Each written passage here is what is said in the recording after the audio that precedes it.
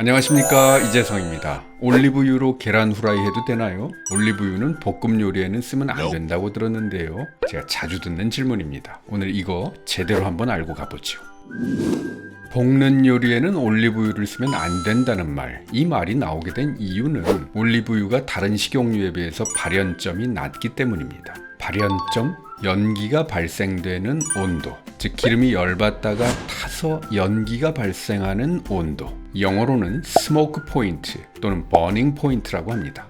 카놀라유, 포도씨유, 해바라기유, 콩기름 이런 기름들은 발연점이 240도가 넘습니다. 그런데 올리브유의 발연점은 180도라고들 알고 계십니다. 올리브유 나름입니다. 발연점이 240도인 올리브유도 있습니다. 어라? 왜 다르지? 자, 이 얘기는 나중에 좀 하고요. 우선 우리가 집에서 열을 쓰는 요리를 할 때 어느 정도의 온도가 필요한지부터 생각해 볼게요. 후라이팬에서 음식을 볶을 때에는 한 120도 정도 됩니다. 돈가스나 탕수육 튀길 때처럼 기름에 풍덩 담가서 튀길 때에는 160도 정도 내지 180도 정도로 튀깁니다. 요리 전문가들은 최적의 튀김 온도가 180도라고 하더라고요. 후라이팬에서도 튀길 때가 있죠. 전 부칠 때 기름 왕창 붓고 지글지글. 이때의 온도는 불의 세기에 따라서 아마도 120도 내지 160도 정도 될 겁니다. 그럼 후라이팬에서는 채소를 볶건 고기를 볶건 지글지글 전을 부치건 올리브유의 발연점인 180도 이상으로 불을 쓰지는 않아요. 그러니까 괜찮아요. 올리브유로 하셔도 됩니다. 남부 유럽 사람들이 즐겨 먹는 파스타 중에 알리오 올리오라는 게 있습니다. 팬에다가 올리브유 두르고 마늘 슬라이스를 볶은 데다가 삶은 파스타면을 넣는 거죠. 그 지역 사람들은 세상에서 올리브유를 가장 많이 먹는 사람들인데요. 올리브유 가지고 잘도 볶아 먹습니다. 여러분, 버터가요 발연점이 150도 정도 되거든요. 올리브유보다 낮아요. 버터 가지고도 고기도 구워 먹고 채소도 잘도 볶아 먹습니다. 올리브유는 발연점이 낮아서 볶는 요리에 쓰면 안 된다고 말하면 그리스, 스페인, 이태리 사람들은 야, 그거 뭔 소리냐 라고 말할 거예요. 그런데 튀김을 할 때 올리브유 쓰는 것은 좀 생각해 보자고요. 돈가스, 탕수육, 생선튀김, 오징어튀김, 감자튀김 이런 음식을 할 때에는요, 이미 몸에 좋은 음식, 건강에 좋은 음식은 포기한 상태죠. 이건 왜 먹나요? 맛있는 거 먹으려고 먹는 거잖아요. 좋습니다. 인생 뭐 있나요? 맛있는 거 먹으면서 행복해하는 거죠. 근데 우리가 올리브유를 쓸 때는 좀 고급진 기름으로 몸에 좋으려고, 건강에 좋으려고 올리브유를 찾는 거잖아요. 하지만 아무리 좋은 기름도요, 고온으로 한참 튀기면 저질이 됩니다. 트랜스 지방산도 생기고요. 올리브유도 예외는 아니죠. 그래서 튀김 만드는데 올리브유를 쓰는 것은 아까운 거예요. 볶건 튀기건 올리브유를 쓰면 안 되는 게 아니라 아까운 거예요. 물론 아깝지 않으시면 쓰셔도 됩니다. 다만 튀김을 할 때 올리브유를 쓰고 싶다면 발연점이 높은 올리브유를 찾으셔야 됩니다. 어줍지 않은 올리브유로 하면 연기 나고 안 좋은 물질이 생겨요. 그럼 올리브유 중에서 어떤 것은 발연점이 180도고 어떤 건 240도이냐, 이거 한번 알아봅니다. 올리브유의 발연점, 그것을 결정하는데 두 가지 요인이 있습니다. 첫째는 산도, acidity. 올리브유의 산도가 낮을수록, 즉 고급 올리브유일수록 발연점은 높습니다. 자, 한 걸음 더 들어가 보겠습니다. 올리브유는 크게 두 가지로 나뉩니다.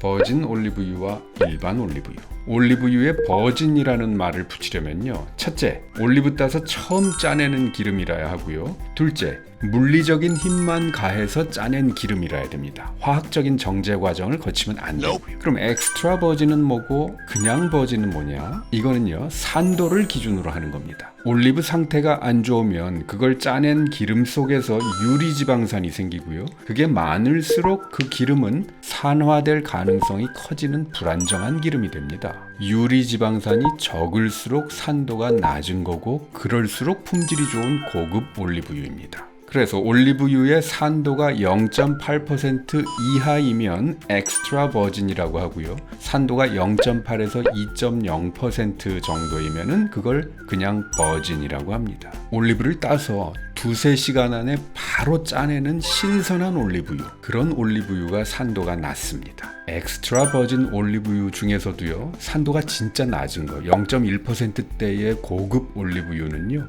발연점이 200도까지 나온다고 합니다.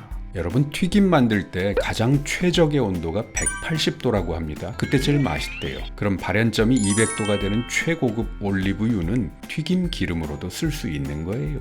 그러나 아깝다니까요. 그렇게 좋은 올리브유를 왜 튀기는 데 써요? 튀기면 그 기름 버리는 거예요. 좋은 기름이건 나쁜 기름이건. 자, 그럼 올리브유 중에서도 분명 버진, 엑스트라 버진급인데 발연점이 180도인 건 또 뭔가요? 그런 건 산도가 적합하긴 하지만 그렇게까지 낮지는 않은 기름인 거지요. 그리고 올리브유를 천연의 방식으로 이렇게 물리적인 힘만으로 짜내고 나면요, 걸렀다고 하더라도 순수한 기름 외에 또 다른 성분도 있겠지요. 화학적으로 정제한 건 아니니까 말입니다. 그래서 아주 울트라 엑스트라급의 버진 올리브유가 아니면 발연점이 180도 이하로 떨어지기도 하는 겁니다. 이 전통 방식으로 짜내는 참기름, 들기름도 그래요. 올리브유보다 발연점이 더 낮지요, 그런 건. 그런데 우리 들기름으로 계란 후라이도 해먹고 두부도 부쳐먹고 막 그러잖아요. 근데 뭐 올리브유로는 볶음 요리하면 안 된다고들 그러세요. 괜찮아요. 자, 중간 정리합니다. 발연점이 높은 올리브유, 그 첫 번째 요인은 산도, acidity. 산도가 낮은 고급 올리브유일수록 발연점이 높다. 자, 이제 두 번째 요인으로 넘어갑니다. 두 번째 요인은 정제입니다. 정제한 올리브유는 발연점이 240도까지 올라갑니다. 올리브유를 크게 두 가지로 나눈다고 했지요. 버진 올리브유와 그냥 올리브유.